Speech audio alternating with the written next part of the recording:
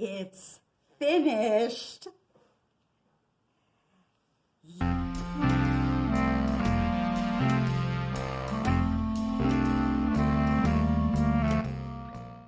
And action. Welcome back to Show and Tell. I'm Billie, fresh back from New York Sheep and Wool Festival, aka Rhinebeck. I ran into a ton of other podcasters at the end of this episode. I've inserted some pictures and you can see some of my faves, some of the people who I personally watch, some of whom I've become friendly with. It was just a glorious day. It started out not so beautiful with some rain, but as the day wore on, the sun eventually came out. It made the line for apple cider donuts a little shorter than usual, so that was the good news. And I made some great friends. Hi, Cheryl. Hi, Christine. While waiting on that line. Also, I don't think I mentioned last time that 6 of us chipped in. A different Christine organized this. We had a luxurious ride in a Cadillac. I think it's an Escalade, big SUV thing, with a twinkly roof inside, like the ceiling was all stars twinkling. At the end, I show a little picture of that too. So it wasn't a great yarn purchasing day for me, but I did acquire some things. Stay tuned and you'll get to see them. And I had the pleasure of wearing my long-awaited finished object. 1940s jacket. Only one of the pockets is on because I brought the other pocket with me as a swatch to match up buttons, and stay tuned. You'll hear more about that. So let me start to share with you a little bit more about the rest of my day. Yes, indeedy. The sweater jacket 1940s that I've been working on for years that I had put aside came out for Rhinebeck this past weekend, just a couple of days ago, actually. I didn't want to sit on it for too long. I wanted to get this out a little ahead of schedule. I promised you something next week, but there's just things that are fresh in my mind I didn't want to forget. So I had told you before that I already had the second sleeve knit, but it wasn't assembled because you might recall the sleeve construction is very unusual. You might even be able to see that there's a little bit of a thickness in here. It's not a shoulder pad. The sleeve itself came up in 2 prongs and then they got connected. So it actually had a 3-dimensional shape. Here's the main part of the sleeve, and then there was this top part perpendicular to it, and that's the part that is like my shoulder pad, this extra piece. And I think it might have been meant to be installed like that. Anyway, that's what I did in an effort to have something new, never before seen in public at Rhinebeck. I was sporting these dress clips. You'll see pictures of me later on with other podcasters and so forth. So yeah, I wanted to show you these. I have a pair of these, and I've talked about these before. There's something that's called duets because there's 2 of them, and they go into a base, so you can wear them connected as a large brooch, or you can wear them separately. And they have this, like these prongs on the back, so it will grip onto a fabric. And that's how I was wearing them, one on each side. Anyway, this seems to be the year of turquoise for me. It was my birthday, and they look like they chose my colors for the cover of this year's brochure with the map and advertisements in it for the New York Sheep and Wool Festival. But also, some of the birthday cards that I received are in this color palette. I don't want to overlook telling you about the buttons. I've been waiting for this event because There's a button vendor who specializes in vintage buttons called Dusty's Vintage Buttons. The only shows that I know of her being at that are local to me are this one, Rhinebeck, and also in January or February, Vogue Knitting Live. Last year she was very sick and she didn't make it to VKL. And last year when I was at Rhinebeck, I didn't have this sweater with me to match up the colors. But this year I wore the sweater so that I could get the perfect button. This pattern has 3 buttonholes, and I've got 6 buttons, so I'm set in case I should lose any.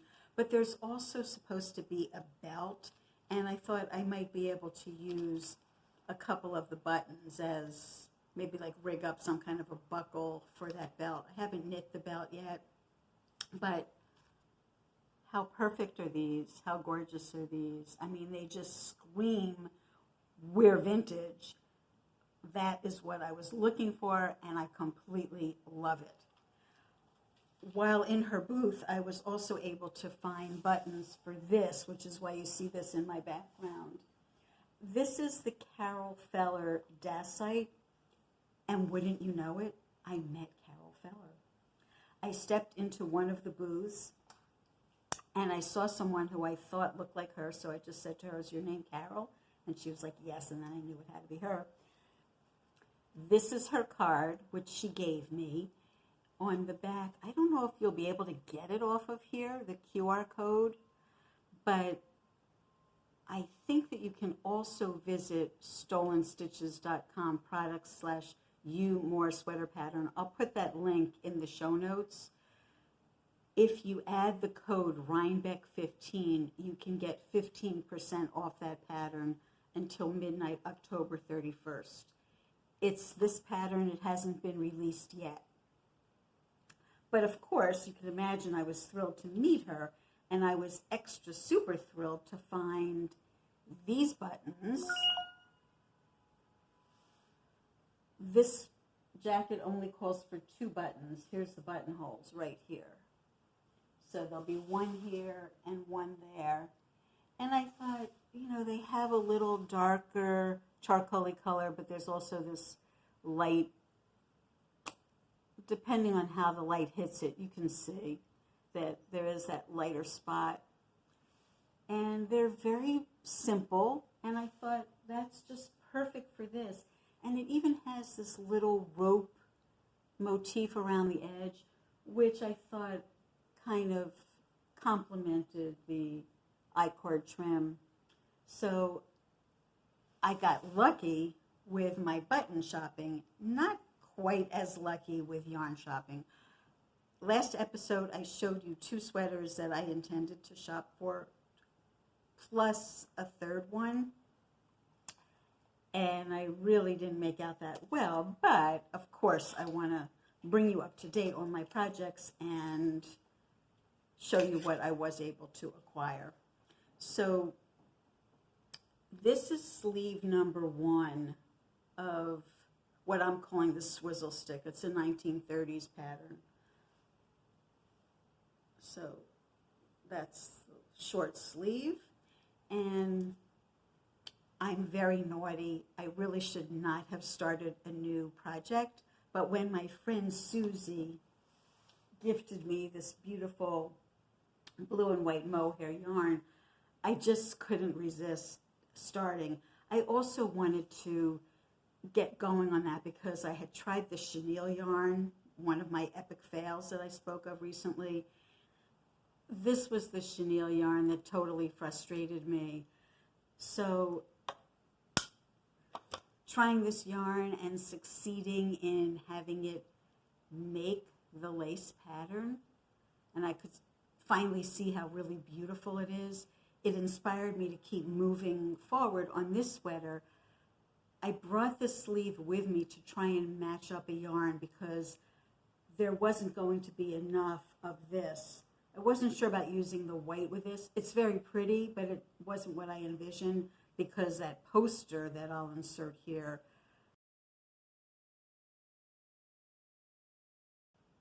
made me feel like I wanted a darker yarn to tie it together with. So this is what I found at Rhinebeck. Aside from the buttons, this was my only other acquisition. They're from a company called Utopia. It's silk and mohair, 72% superfine kin mohair, 28% silk, 455 yards in 50 grams. And because it's very fine,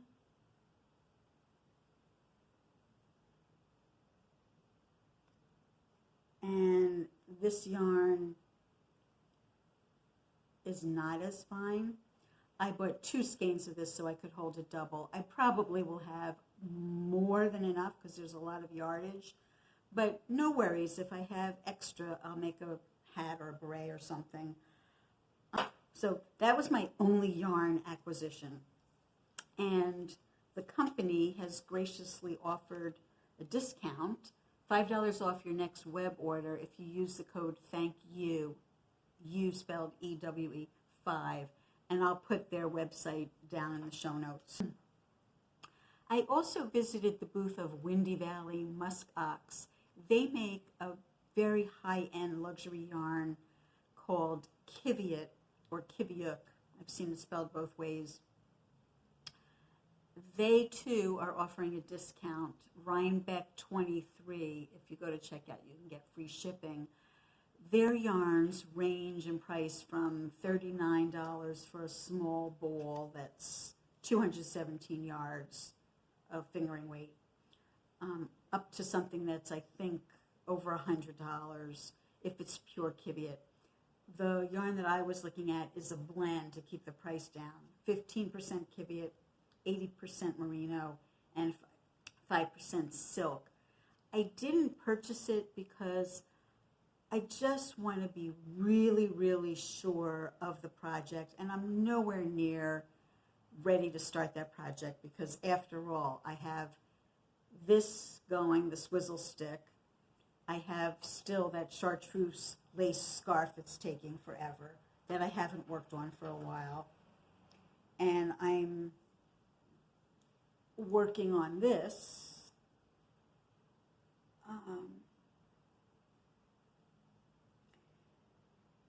This is the hollyhock wrap from Pearl Soho, made with double strand of their linen quill. So that's coming along, but this herringbone stitch, I have to say, is kind of tedious, monotonous, so I needed to take a break. I've got a few balls in the air right now, as do many of you, I'm sure. So those are the 2 main things that I'm working on now, the hollyhock wrap and the swizzle stick, the lace scarf, the Ibiza shawl scarf. That's kind of on ice, as is my, for the Rink and the Lynx. That's been on ice for a while. Yeah, I'm much happier working on things where I can really see progress being made. I intend to complete all of these things, but I'm on a little hiatus, so I have these 2 other things that I'm hot on right now. Getting back to Rhinebeck, I watch the podcast of someone named Leslie Friend. She was one of the very first people to ever reach out to me when I started the podcast. And she sent me stitch markers, which I still use. I have acquired many of my own, but in her podcast she said she was going to be at Rhinebeck handing them out. So I brought some colored ones to swap with her because I knew that she was going to give me a little packet. And she came prepared with this beautiful little envelope. I waited until now to open it with you. So her card is on here. And then there's a little piece of tape holding it shut. And here they are. She works in a clothing store, and a lot of the hang tags come suspended from these. So the people in the store and she herself gather them up. And she knows that all knitters Love them. I have some of these of my own to give away in color, so please comment below. Let me know that you need them. And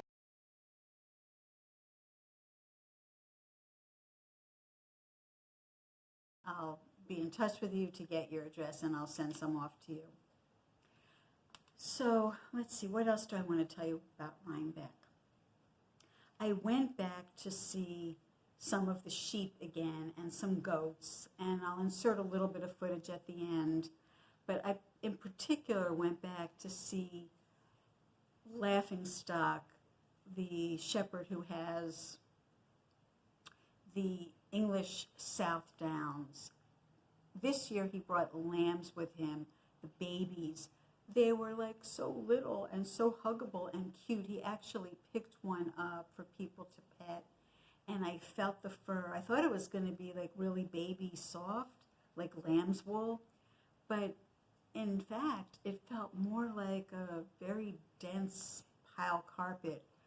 But their faces, they're just like the sweetest little teddy bear faces. If you were at Rhinebeck, please leave me a comment below, because I'm really sorry to have missed you, and maybe we can figure out another way to meet up. I intend to go back next year. I'll also be at Vogue Knitting Live in New York in February 2024, so if you're planning to come to that, this will be a good time too to comment below, let me know, and maybe we can have a better plan. It's really fun. It's just fun to meet other knitters, so many people, thousands and thousands of people who have a shared interest. And I took some pictures. Take a look at them now. If you stick around to the very end, you'll see a link to go watch more of my videos. So if you've enjoyed this, do stay the course, hang on until the end. I hope I'll see you next time around. Thanks so much for being here. Take care, everyone. Bye now. Hi, Billie. Hi, Margaret. Here at the Sheep and Wool Festival in Rhinebeck, New York. I'm here book signing, but I'd also like to tell you about my newest thing, which is combining freeform knitting, freeform crochet with granny squares.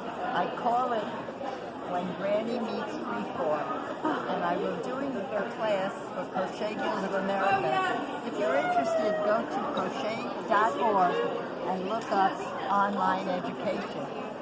There will be a two-part class a week apart, and we have a lot of fun doing this class, so hope you'll join us.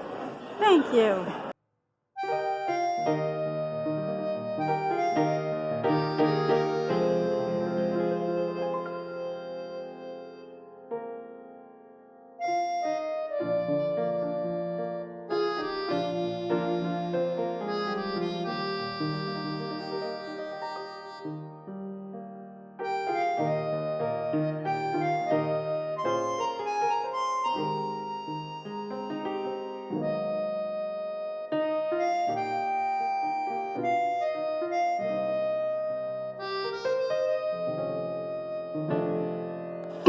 Euphemistically, go to auction, which means that they're going to be a lovely throw rug and some good hamburger. Fingers, and they grow straight back. Boy horns are like thumbs, and they will start to curve outward.